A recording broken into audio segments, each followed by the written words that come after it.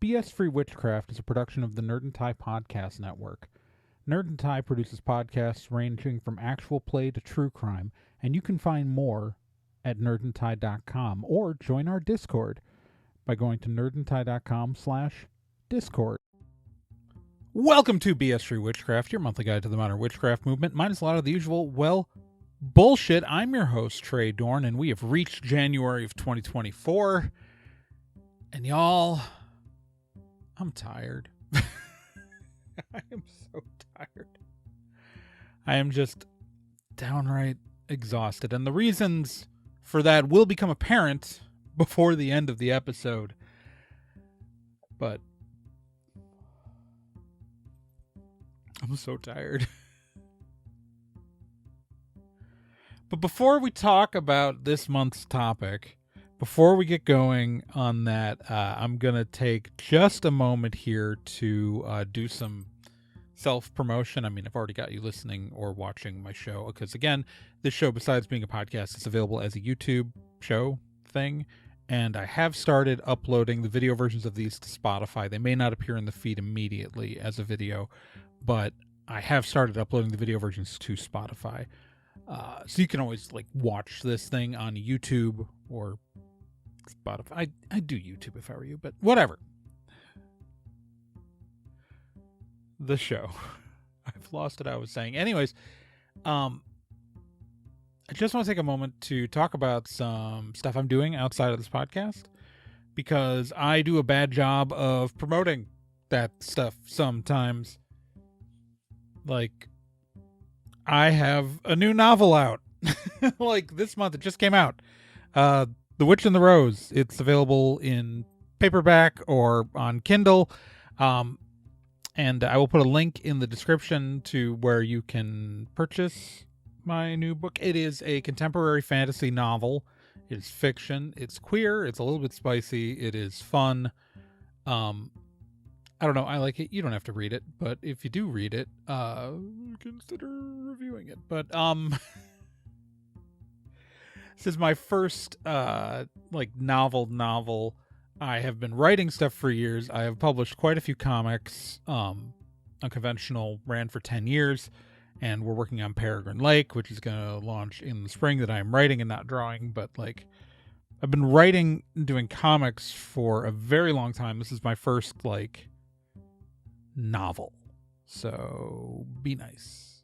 Besides that, I do want to remind you guys that we have this great new community that we're building on nerdandtie.social, and you should really consider registering for it. It is a forum, because we're treating the world like it's 2004, not 2024, because it's less depressing that way. So jump on over. Actually, there's a lot of depressing things about 2004 now that I think about it.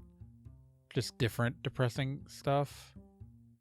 Anyways, jump on the forum. The social media was better then because it didn't exist and we used forums. So nerdandtie.social, it's using this nice, it looks good on a smartphone. So you don't need to be on a computer like we did in the good old days, but just register for free, show up, talk with us. That is the best place to talk to me. The Discord still exists, but the forum is kind of what we are moving towards in the future as a podcast. So consider. Again, Discord is still there, which you can find an invite at nerdandtie.com/Discord, but the forum is the thing, and it is my thing. Anyways, that's enough faffing about talking about my stuff. Now we'll faff about and listen to my opinions on witchcraft stuff, because in theory, that's why you showed up here. If you didn't show up here for that, I'm really confused. But yeah, what we're talking about this month is just the headache of misinformation. And when I say that, it's just sort of one of the primary goals of this show, and has been a goal of this show since the beginning, is dispelling misinformation. And we've talked about, over the last 5+ years, we have talked about all this stuff. We have talked about different things, granularity, but the truth is that misinformation is just as bad now as it was 5 years ago, and I have made no difference, and everything is terrible.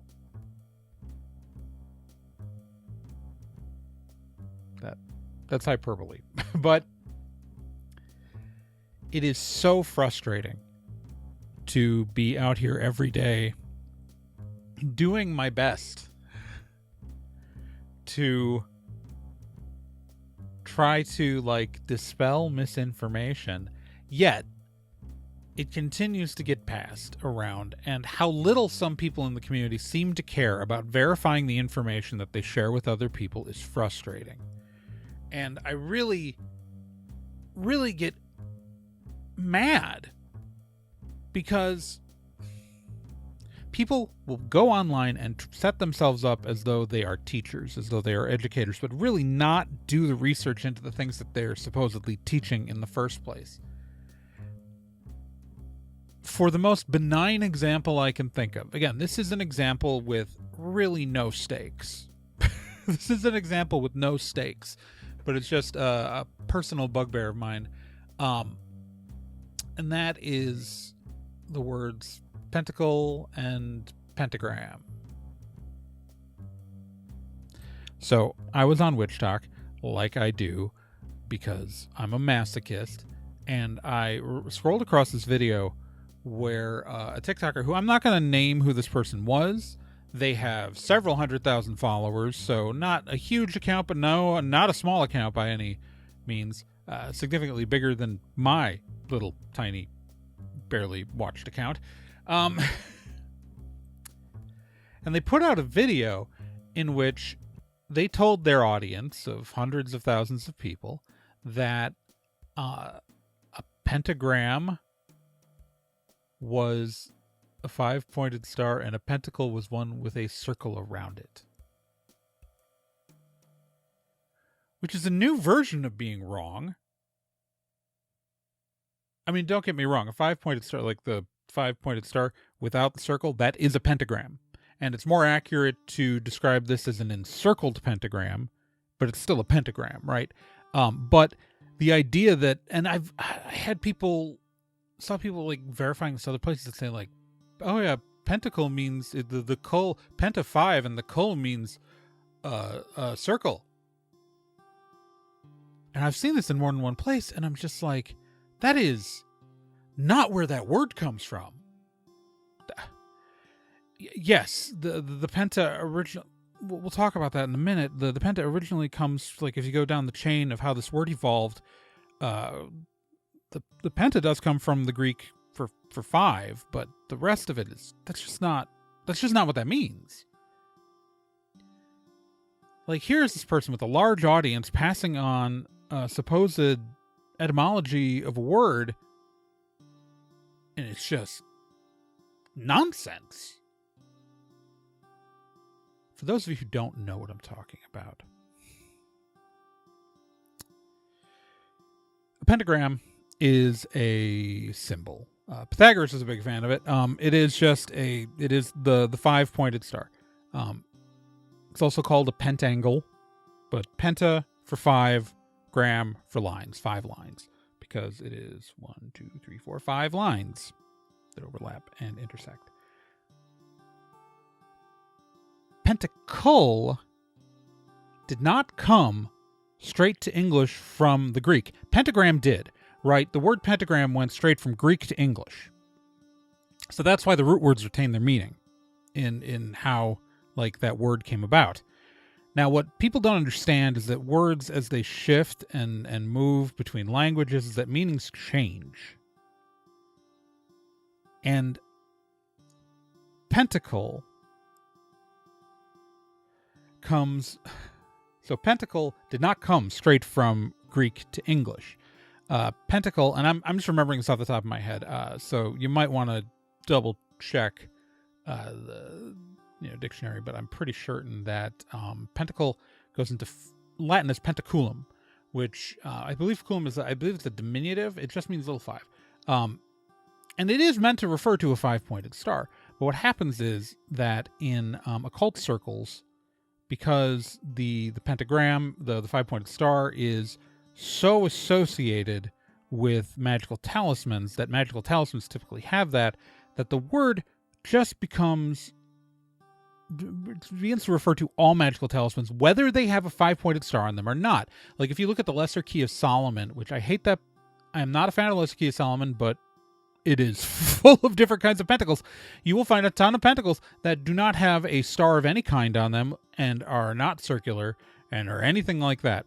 Plenty of different symbols that are described as pentacles, because when pentacle, by the time it gets to French, it's the French pentacole, spelled Pentacol.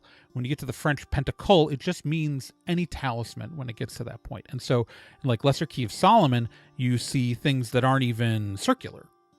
You know, it's just a number of stuff. So that's in French, you get pentacle. Now it's from the French that it enters the English language. That pentacle gets respelled the way that you're familiar with it, and we get the English pentacle, and it means any magical talisman. The word means magical talisman specifically. Now, again, often these involve a 5-pointed star, but it's referring to the talisman, the item. Now, this doesn't mean it has to be like made of metal. It can be made of paper. It's, in fact, many times it is just drawn on paper, but that physical piece of paper becomes the pentacle. So pentacle as a word refers to the talisman or object, and it does not have to depict a pentagram. And pentagram just means the symbol of the star. If it's got a circle around it or not, still a pentagram. If it's upside down, right side up, rotated, whatever, it's a pentagram. What makes it a pentagram are the lines and the angles, not the orientation. And what makes something a pentacle is it's being used as a magical talisman. Okay. Now, these are things that are easily verified from academic sources by looking at language, by looking at this thing. Now, in the modern witchcraft movement, and even Gerald Gardner is responsible for this happening, they use the word pentacle to refer to, in Wicca, an encircled pentagram. And a lot of bad witchcraft books and sources start using this reference, and they'll say that the pentagram is inverted and all of this. Now, this means that pentacle has kind of taken on another meaning to also mean this symbol. It is still a pentagram, regardless of whether you call this symbol that or not. But that is... So you can say that makes... Like, if you look at the way language works, because obviously, like, I'm not a prescriptivist.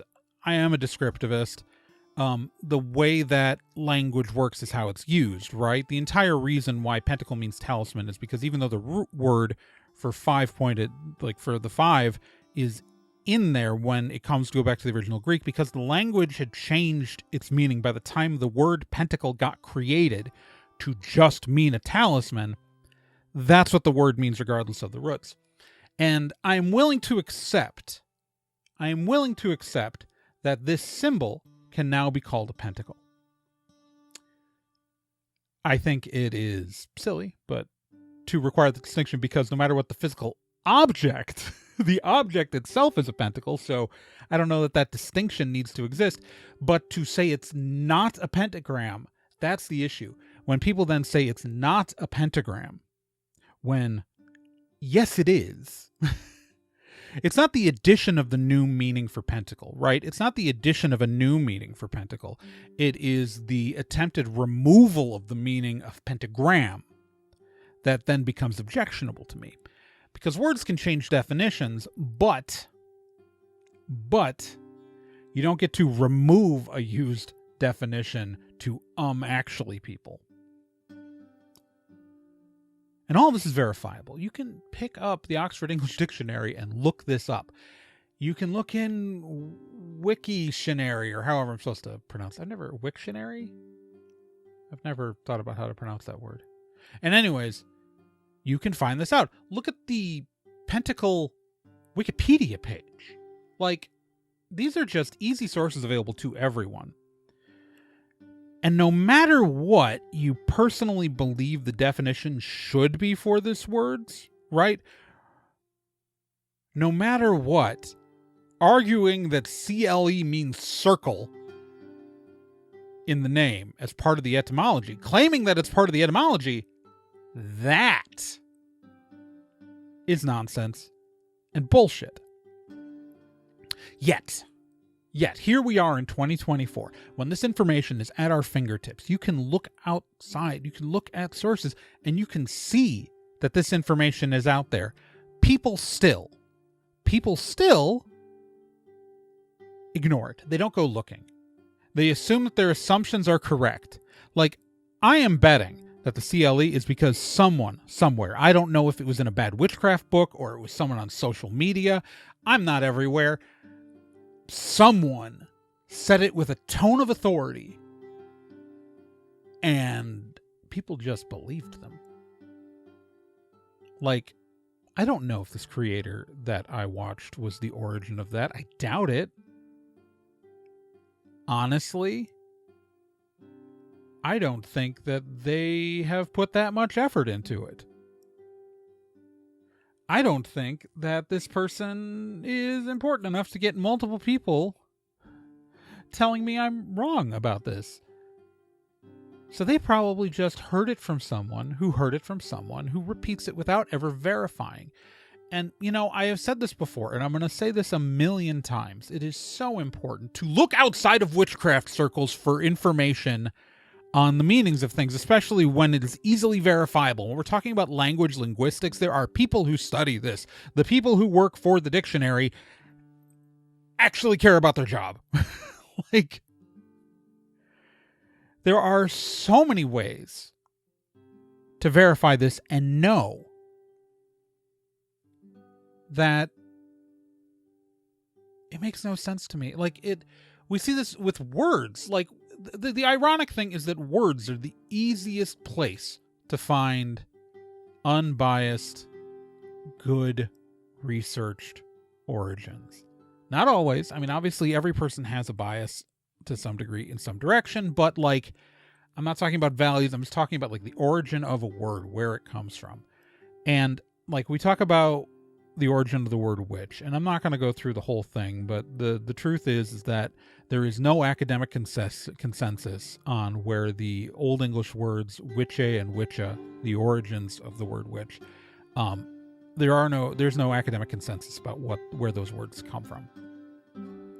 Yet you will see it printed in witchcraft books with certainty. And like, oh, it means to weave, or oh, it means wise one, or oh, it means to gesture mysteriously. All of those are arguably the origin. There is a case to be made that any of those, that that the words from those became witche and witcha. But no one is certain. And 5 minutes of research into the origin of these words, when you look at, like, say, the dictionary, like, is easily verified. Yet, in witchcraft sources, time and time again, people repeat and do not research. And these are benign examples. These are the relatively little harm examples, right? Like, that picture's crooked. Anyways, these are relatively benign examples. Yet, this happens with important things.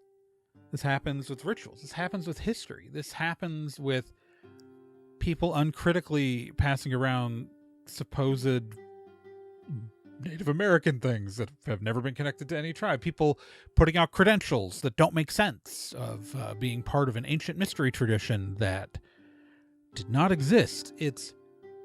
These are things that are just so easy to go around, and yet we sit here time and time again fighting it and dispelling it. And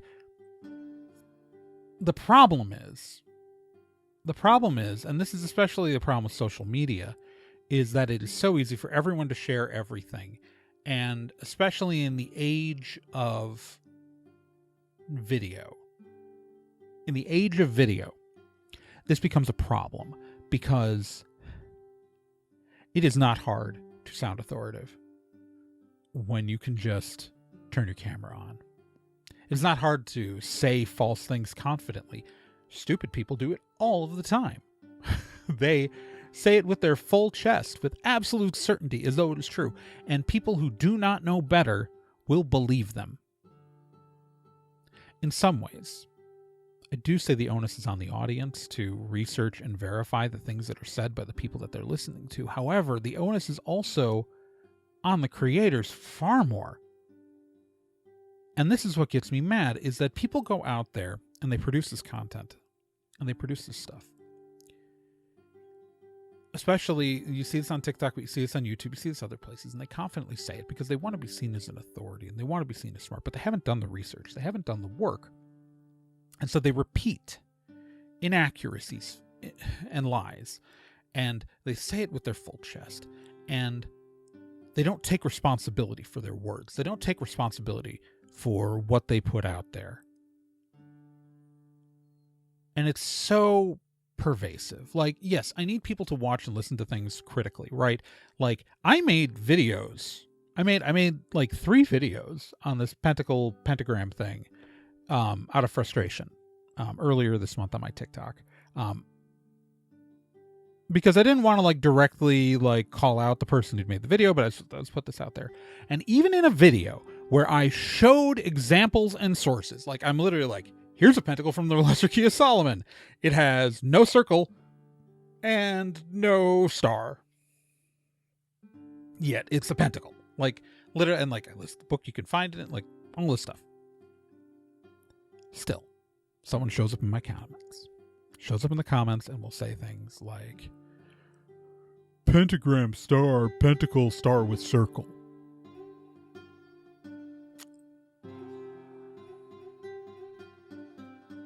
Like I am giving you the sources, but you're not listening. And that person has to be responsible for their own education, and I can't help a person who will spit in the face of direct evidence that goes against their assumptions, but I'm hoping that if you make witchcraft content, if you write, if you post on social media, if you make TikToks or YouTube, I ask of you, please verify and vet everything that you say. Now, I know I'm not always good about listing sources or linking sources to everything I've ever talked about. But I try to make it very clear when something's my opinion and when something is researched fact. And I have gone out of my way to try to make sure that everything I tell you is correct. And I hope that some of you have fact checked me. I hope some of you have looked up what I've said, because and I hope that you found everything I said was accurate, because I believe it to be. But I've made mistakes. I own my mistakes. I don't think I've made any mistakes on this show. I've been online for a very long time, and I got my crap in order before I started the podcast. But I try to make sure that everything I present to you as fact is factual and correct to the best of my ability. And I just wish everybody did. But also, if you're going to try to find the origins of a word, like an etymology of a word, go pick up a dictionary. Don't go listening to a witch talker. Unless it's me. You can listen to me. I feel like I'm crapping on witch talk. Let me be clear. There are actually some really good creators out there who put out really good factual content. I just hate the fact that you can't tell the difference between the people who did the homework and people who didn't do the homework, because it's not like people shooting out a quick TikTok are able to really list citations for the most part. So even the people who do know what they're talking about, there's no surface level way to see who did and didn't do the homework. And that's really a frustrating part of the nature of our current media landscape, because social media is media, right? This is people spend their time doing this instead of watching TV.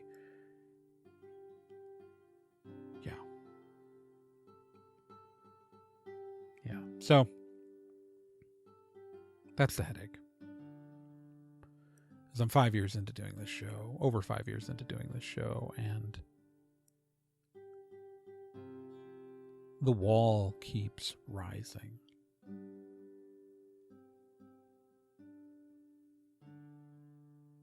wall keeps rising. And we are stuck dealing with it. We are stuck constantly fighting the tide of misinformation.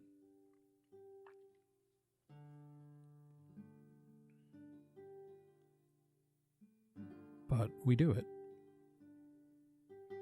I don't see really a choice. But also fact check your shit. All right, so.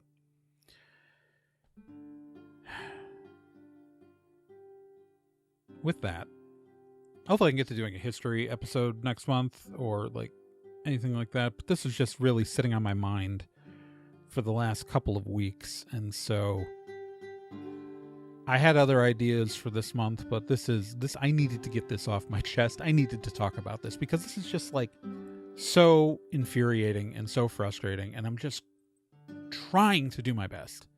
And I'm trying to make sure that good information is out there and accessible. But when there's so much bad information and there is so pervasive of a culture of misinformation that when you directly source and list out the answer, some 2-cent excuse for I lost that analogy. I was trying to find a nice clever insult. Half-baked loaf of bread there.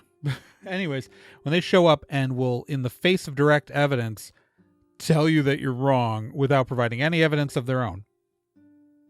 That's the thing. I'm okay with being told I'm wrong. But when I've got sources and you have no sources and you're telling me I'm wrong, I'm just going to think you're a jackass. Like, support it with evidence when I did. Like, I don't mean just like, I'm like, oh, I wonder, I think it's this. And then someone goes, oh, no, it's this. Like, please give me an article or a source. But if I am coming, but I'm not going to like think you're a jackass if I didn't source something, right? Like if we're just like having a conversation. But if I've come to the table with like a stack of books and I say, well, this is what all of these academic things and like all this says, and here are pictures, and I have given you on-screen visuals, and I have given you sources, and I've told you the exact grimoire to look at. And you can't even be asked to look at the Wikipedia page for it. And if I do all of that and your response is, nuh-uh, with no evidence, I think you're a jackass.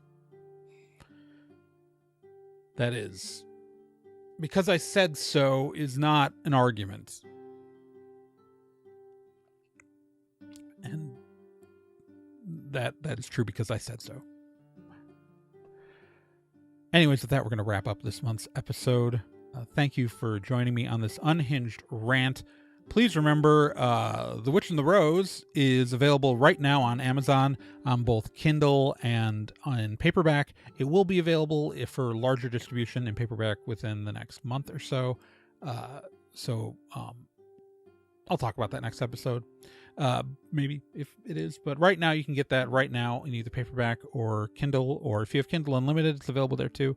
The ebook version will be Kindle only. The paperback will be available in other places, but the ebook version will be Kindle only.